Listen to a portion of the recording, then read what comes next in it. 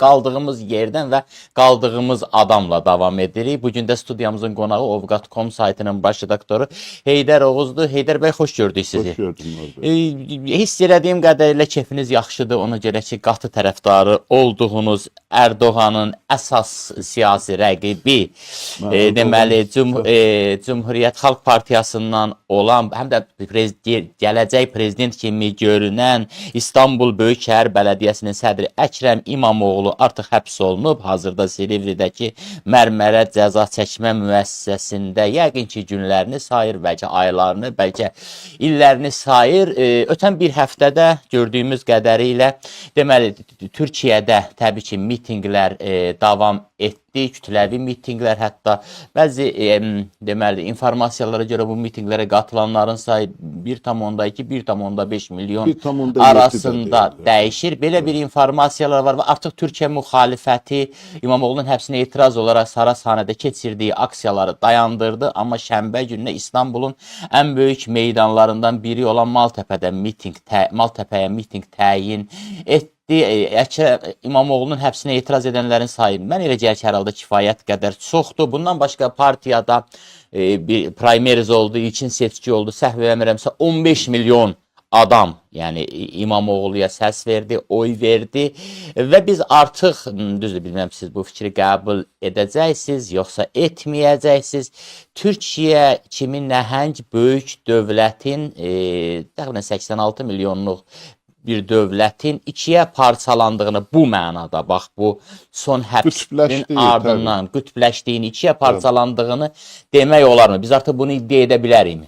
Bəy, əvvəla mən o Erdoğan'ın və AKP'nin tərəfdarı deyiləm. Yəni mən sadəcə elə deyək, tərəfsiz bir yorum yapmaq istəyirəm o türklər demişkən. Onun tərəfsiz analizini vermək istəyirəm. Ona görə deyirəm ki, o Erdoğan və belə deyək, CHP arasındakı ixtilafın kökü nədir? Mən ona aydınlıq gətirmək istəyirəm. Yoxsa onların hansı düzdür, hansı səhvdir, onu zaman göstərəcək.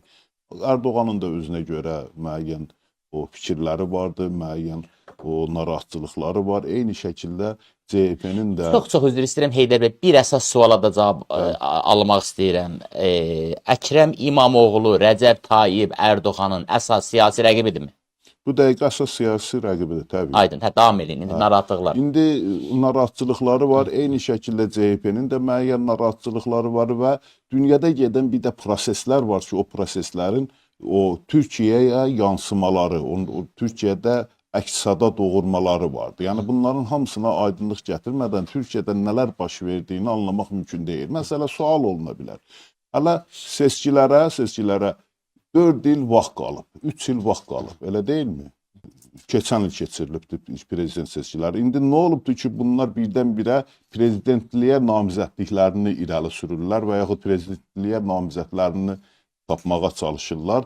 Halbuki 3 ildə o qədər şeylər ola bilər ki, tamamilə fərqli situasiyalar ortaya çıxa bilər.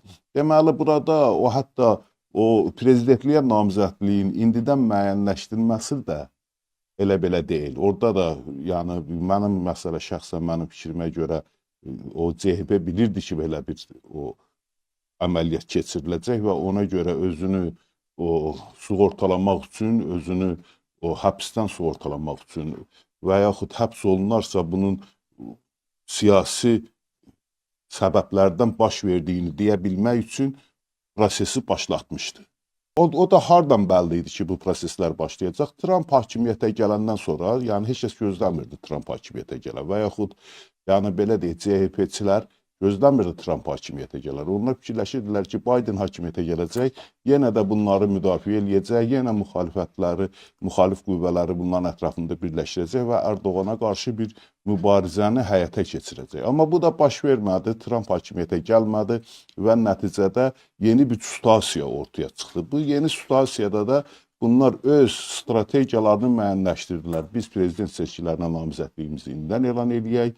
Əgər o sabahlar o həbs olunarsa, məlum olsun ki, Erdoğan o siyasi hakimiyyət dəyişikliyindən qorxduğuna görə bu prosesləri, bu belə deyək, o CHP-yə qarşı bu hücumları başladı. Yəni bunların fikri bu ola bilər.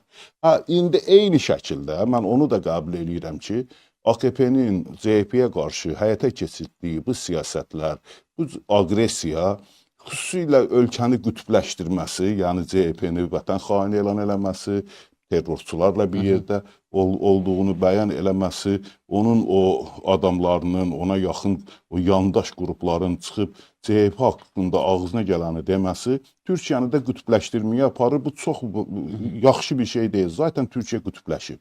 Keçən il keçirilən seçkidə ölkənin yarısı Erdoğana, yarısı da Bu biraz da dərinləşir. bu daha da dərinləşir və bu Allah eləməsin Türkiyəni vətəndaş müharibəsinə qədər apara bilər.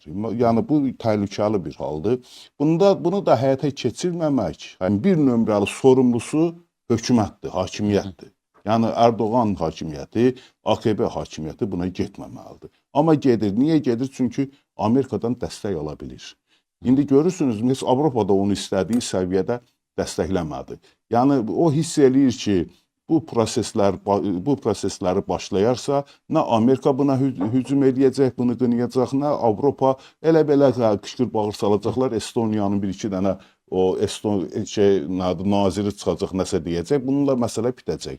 Daha asan bir dövrdür, daha asan bir dövrdə bu təhlükəni yox etmək haqqında düşünür Erdoğan hakimiyyəti. Aydındır. Mən istədim konkret məqamlar üzərindən biz mülahizə yürüdək, yəni detalları aydınlaşdıraq. Əvvəlcə mitinqlər Əkrəm İmamoğlu'nun həbsinə etiraz xarakteri daşıyırdı, lakin son mitinqlərdə artıq Recep Tayyip Erdoğan'ın istefası tələb olundu. Yəqin ki, siz də buna şahidsiniz. Heç şübhəsiz şənbə günü Maltepe'də keçiriləcək daha bir kütləvi mitinqdə, yəni qüvvələrini əlbəttə birləşdirəcəklər və daha geniş, daha böyük bir aksiya keçirəcəklər və Erdoğan'ın istefasını təbii ki, yenə də tələb edəcək müxalifət CHP nüvəsində CHP'nin dayandığı müxalifət. Belə də Erdoğan erkən seçkiyə gedə bilərmi sizcə? Yəni artan etirazlar, vətəndaş cəmiyyətinin fəallarının etirazları, bildiyimə görə sənətçilər də qoşulur, müğənnilər də qoşulur və ilaxır və s. Mahir bəy, bu dəqiqə Erdoğana sərf eləyər ki, o erkən seçkilərə geçsin. Niyə? Çünki erkən seçkilərə gedərsə özü namizəd kimi ortaya çıxacaq. Əgər erkən seçkilərə getməsə 2028-ci illə seçkidə... Yəni İmamoğlu'nu içəridə saxlayıb özün erkən seçkiyə getməsi. Seçkiyə gedə bilər, təbii. Amma İmamoğlu ilə bir yerdə seçkiyə getsə uduzacaq. Yəni bunu qəbul edirsiniz. Uduzmaq ehtimalı daha doğrusu realdır. Uduzmaq ehtimalı böyükdür, amma uduzacaq, uduzmayacaq yenə deyirəm. O beynəlxalq dəstəkdən çox şey asılıdır. Yəqin ki, beynəlxalq dəstək Erdoğandan yana olacaq. Baxın, biz uzağa heç Üzr istəyirəm, Türkiyədə seçkinin taleyin beynəlxalq dəstək həll edirmi? Türk vətəndaşı həll etmirmi? Türk vətəndaşı həll eləyir, amma söhbət orada ondan gedir ki, orada seçkinin taleyini 0,5, 0,3 səs faizi ilə udurlar. Və belə deyək, orada artıq beynəlxalq dəstək Erdoğana verilərsə, Erdoğan udur və yaxud Əkrəm İmamoğlu'na ala bilərsə o beynəlxalq dəstəyi, istər-istəməz Əkrəm İmamoğlu'dur. Söhbət burada nədən gedir? Söhbət burada Erdoğana verilən hansı beynəlxalq dəstəkdən gedir söhbət. Yəni, əgər ona öz iqtisadiyyatını, Türkiyənin iqtisadiyyatını dirçətmək kimi bir imkanlar təmin eləsələr, mən hesab edirəm ki, onu eləyəcəklər. O Erdoğan orada 100% udacaq. Zaten Erdoğanın itirdiyi, Erdoğanın uduzduğu əsas məsələ nə idi? İqtisadi krizdir.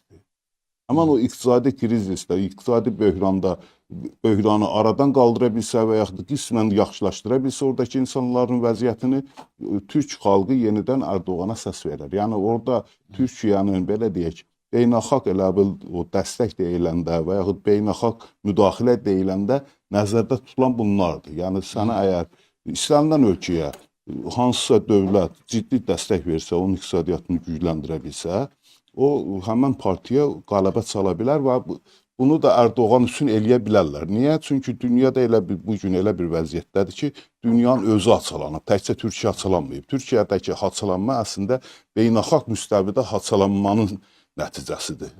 Yəni orada bütün dünyada bir haçalanma vardı. Hər kəs bir tərəfi müdafiə eləyir.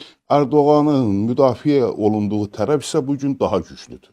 Məsələ budur.